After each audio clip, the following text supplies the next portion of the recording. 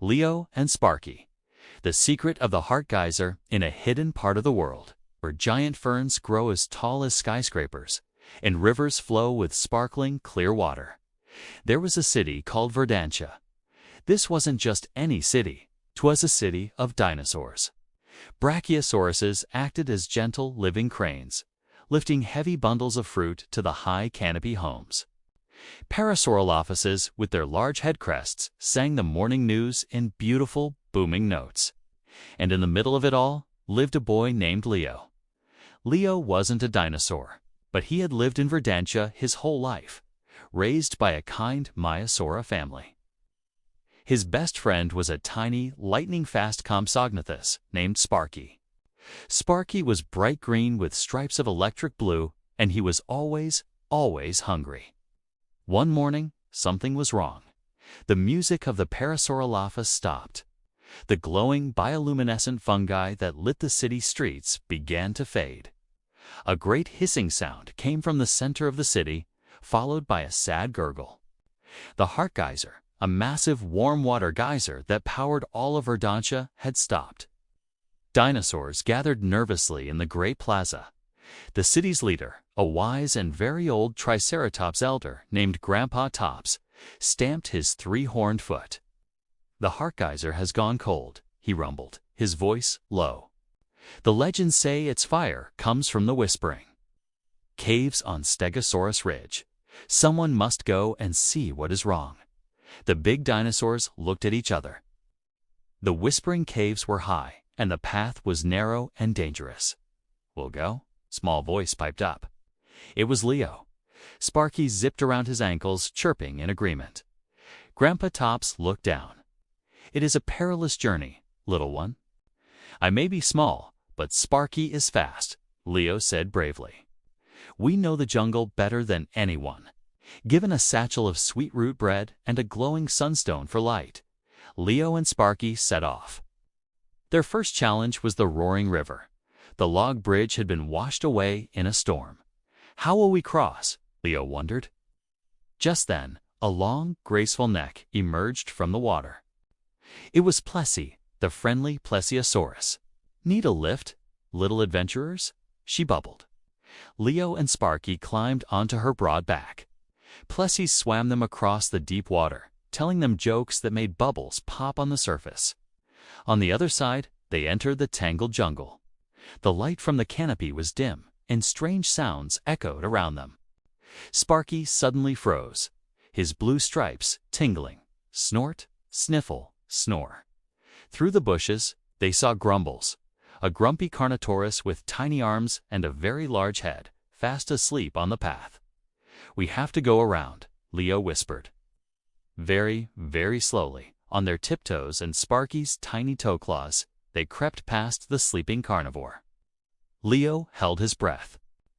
Grumbles let out a loud snore that ruffled Leo's hair, but he didn't wake up. They finally reached the bottom of Stegosaurus Ridge. It was a sheer cliff, with plates like giant stone steps leading up into the clouds. It was too high to climb. "Now what?" Leo sighed. "See a caw." A shadow passed overhead. It was Terra, the pteranodon lookout. She glided down, landing softly.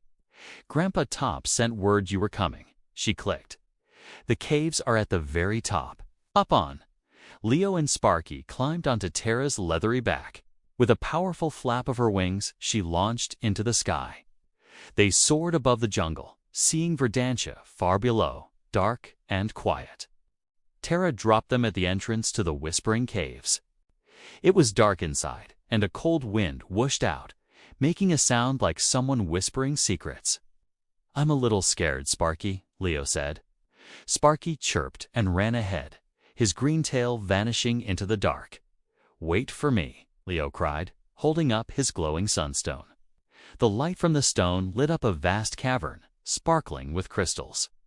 In the center was a huge, deep pool of water. This was the source of the heart geyser, but the water was still. "What's wrong with it?" Leo asked. He walked to the edge.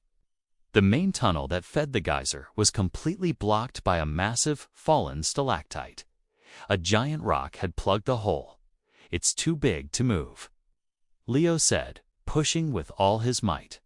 It didn't budge. Sparky, however, was sniffing at a tiny crack in the wall nearby. A trickle of water was leaking out. He started digging furiously, chirping at Leo. "What is it, boy?" Leo ran over. He saw it.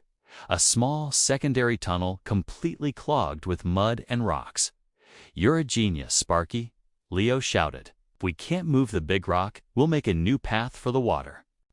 They worked as a team.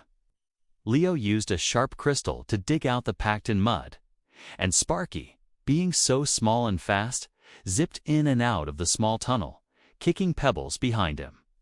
It was hard work. They dug and clawed and dug. Suddenly, with a crumble and a splash, they broke through. The backed-up water in the pool found the new exit. With a sound like thunder, the water surged into the small tunnel, blasting it wide open. Whoosh! A huge plume of hot, steaming water shot past them and up through the main geyser shaft.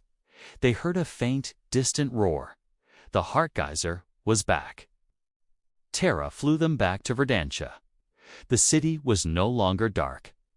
The glowing fungi were bright, and the Parasaurolophus choir was singing a brand new song, the Ballad of Leo and Sparky.